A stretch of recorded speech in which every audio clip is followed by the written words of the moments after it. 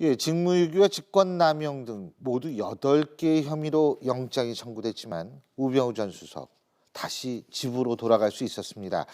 어젯밤 기각 소식을 접한 국민들 참 여러 가지 생각이 드셨을 법한데요. 대체 그 이유가 무엇인지 알아보겠습니다. 자, 신유리 사탕탕 그 문제를 비롯해서 앞서 말씀드린 대로 대선 광고 그리고 대선 후보들의 목소리 과연 얼만큼 중요한가 이런 문제들 그리고 오늘 있었던 대선 후보들의 행보 전국에 이르기까지 다양한 이슈 준비되어 있습니다. 자, 지금 스튜디오에는 네 분 나와 계십니다. 김광덕 전 한국일보 정치부장, 박지훈 변호사, 최영일 시사평론가, 백기종 전 수서경찰서 강력팀장 네 분이십니다. 어서 오십시오. 안녕하세요. 안녕하십니까? 자, 우병우 전 수석 얘기 잠깐 좀 짚고 넘어가야겠죠. 기각 예상 하셨습니까, 팀장님? 네. 저는 기각 예상 못했습니다, 솔직히. 예. 그럼에도 불구하고 지금 그 특수본에서는 예.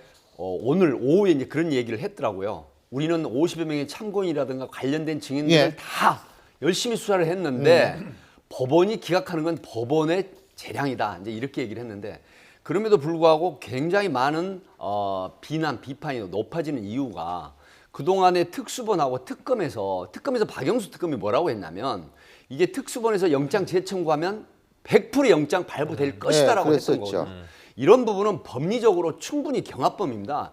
직무유기나 직권남용, 권리행사 방해, 그다음에 국회에서 증언감정법 위반, 특별감찰관법 위반 이게요. 1년 이상 10년 이하 징역에 보통 5년 이하 징역형입니다. 그러면 경합죄로서 어지간한 수사를 해서는 법원에서 영장을 기각하기가 굉장히 어렵거든요.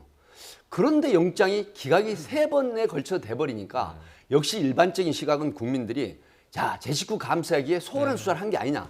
제가 한 가지만 더 말씀을 드리면 일선에서 영장을 청구를 합니다. 이건 반드시 구속을 시켜야 되겠다고 하는 게 아니라 형식상 영장 청구를 하는데 수사 기법이 있습니다. 법원의 판단, 판사님이 기각을 할 수 있는 요지를 그 안에 넣는 부분이 있어요. 이런 부분의 수사 기법이 혹여라도 있지 않았을까 하는 우려가 개인적으로 있습니다. 네, 문제는 이제 사실은 처음부터 수사가 쉽지 않았고요. 증거 확보 부분에 상당히 문제가 있었다고 보입니다. 특히 최초 수사할 때가 윤갑근 대구 고검장이 본부장에 대해서 수사를 했는데 우병우 그 수석하고 동기 동창입니다. 동기생이죠.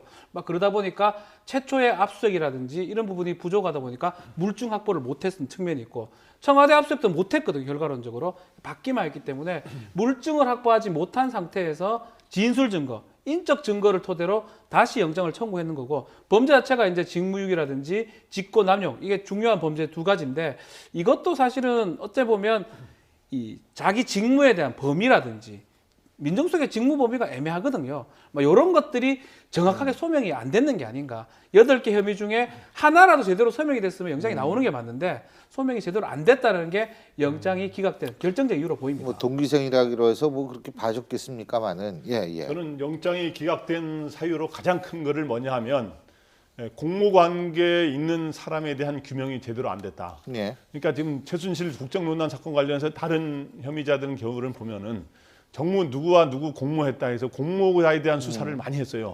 근데 우병우 전 수석 같은 경우는 예를 들어서 공모 관계를 수사하려면 당연히 민정수석실에 있는 검찰 관계자라든가 또 검찰과 많이 상의를 했기 때문에 검찰 관계자가 현직 관계자가 나올 수가 있다 이거죠. 그렇기 때문에 제가 그 수사가 제대로 안 이루어진 측면이 있는 게 아닌가 하는 게 첫 번째 이유고 그다음 아까 말했지만은 초기 압수수색 같은 것들이 너무 늦어지는 바람에 증거 확보가 어려웠고 또 하나는 이 우병우 수석 자체가 여러 가지 이런 가능성에 대비해서 증거를 남기지 않으려고 평소부터 굉장히 대비해왔다. 이런 것들이 복합적으로 작용하면서 결국에는 유권무죄라는 말을 듣는 그런 상황이 된 것 같습니다. 결국 상황이 이렇게 되면 영장 재청구의 가능성은 별로 없다고 보시죠? 지금 현재까지 3차례 기각 때문에 영장 재청구 부분은 바로 이런 겁니다. 특별한 다른 사유.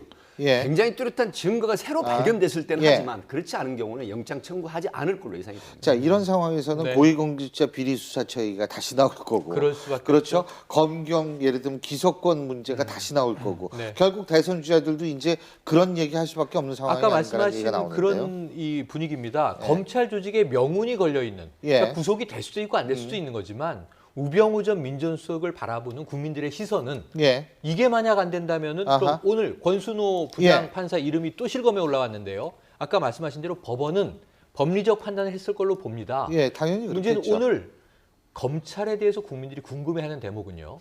그러면은 롯데에 압수수색 들어가기 전날 예. 받았던 70억을 돌려주라. 예. 라고 물어봤던. 예를 예. 들면 그 우리 청문회 때 예. 김경진 의원이 쓰까 요정이라는 별명을 얻지 않습니까? 누가 알려줬을까? 그건 검찰 내에서밖에는 나올 수 없는 정보란 말이죠. 왜냐하면 롯데라는 대기업을 압수수색하고 있던 팀은 검찰 내부의 팀이니까 예. 여기에 대해서 검찰은 왜 못 밝히는지를 궁금해하기 시작하는 거예요. 예. 오늘 다시 과거로 돌아가서 결국 말씀하신 대로 뭐 대선 후보 모두 다 예. 검찰 조직의 개혁에 대해서 뭐 심상정 후보 말씀만 하나 드리면 검찰은 개혁의 주체가 아니라 예. 대상이다 이렇게 예. 얘기했습니다. 그러니까 결국 이제 2번 영장이 기각이 됐죠. 세 번째 그래서 또 영장 시기가 힘들다 이 말씀이신데요. 어쨌든 제가 볼 때는 이제 불구속 기소가 될 것 같습니다. 기소라는 것, 이 구속이 안 됐다라는 게 죄가 없다는 얘기는 아니기 때문에 우리가 그 죄의 여부는 재판 과정에서 우리가 또 밝혀지리라고 믿어 봐야겠죠.